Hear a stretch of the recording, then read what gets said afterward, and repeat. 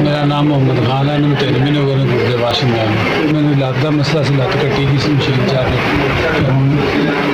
ਹੁਣ 3 ਮਹੀਨੇ ਹੋ ਗਏ ਗੁਰਦੇ ਦਾ ਮਸਲਾ ਬਣ ਗਿਆ। ਜਿਹੜਾ ਤੁਸੀਂ ਪਹਿਲਾਂ ਸਮਾਨ ਦੇ ਗਏ ਸੀ, ਜ਼ਿੰਦਗੀ ਬੜੀ ਸੌਖੀ ਸੀ ਅਤੇ ਉਹ ਜਦੋਂ ਦਾ ਮੁੱਕਾ ਹੈਗਾ ਫਿਰ ਜ਼ਿੰਦਗੀ ਟੈਨਸ਼ਨ ਬਣ ਗਈ। ਜਿਹੜਾ ਤੁਸੀਂ ਸਮਾਨ ਦੇ ਗਿਆ ਸੀ ਉਹ ਖਤਮ ਹੋ ਗਿਆ ਸੀ ਅਤੇ ਉਸ ਤੋਂ ਬਾਅਦ ਤਰਲਿਆਂ ਨਾਲ ਜਲੀਲ ਹੋ ਕੇ ਕਰਾ ਦੇ ਰਹੇ ਹਾਂ ਕਿ ਤੋ ਕਿਸੇ को ਮੰਗ कर हफ्ते की 3 दफ़ा गुर्दे वाशरूम में, एक दफ़ा तो हफ्ते चेक ही कराया, बाकी 2 दफ़ा कराने पैसे नहीं। बड़े बाजार में पता लगा इतने लॉन्ग फ्री डायलिसिस लगाया चौक के मंग पेन के इतने आ गए।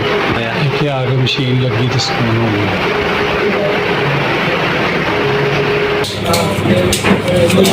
17,000 रुपया मेरे डायलिसिस मेरा हो गया। 3 दिन पेमेंट मैंने नगद मिल गई।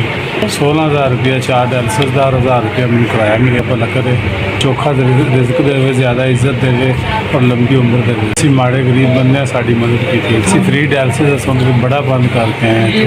थोड़ा भला करे, थोड़े कारोबार च बरकत बड़ी बड़ी बड़ी मेहरबानी। शुक्र ईद के दिन साड़ा ख्याल किया, साढ़े बच्चों का ख्याल किया। थोड़े बड़े असी एहसानमंद हैं। घर अपने बच्चे सुकून ना कर लांगे। मैं माड़ा गरीब हाँ, मेरी तो लत्त भी कट्टी है। मेहरबानी शुक्रिया। असी इत्थे आए हैं, सानू इत्थे खाना भी मिले है, डायलिसिस भी हो गया और सानू पैसे नाल सानू किराया भी मिला। 17,000 रुपया मैंने मिला।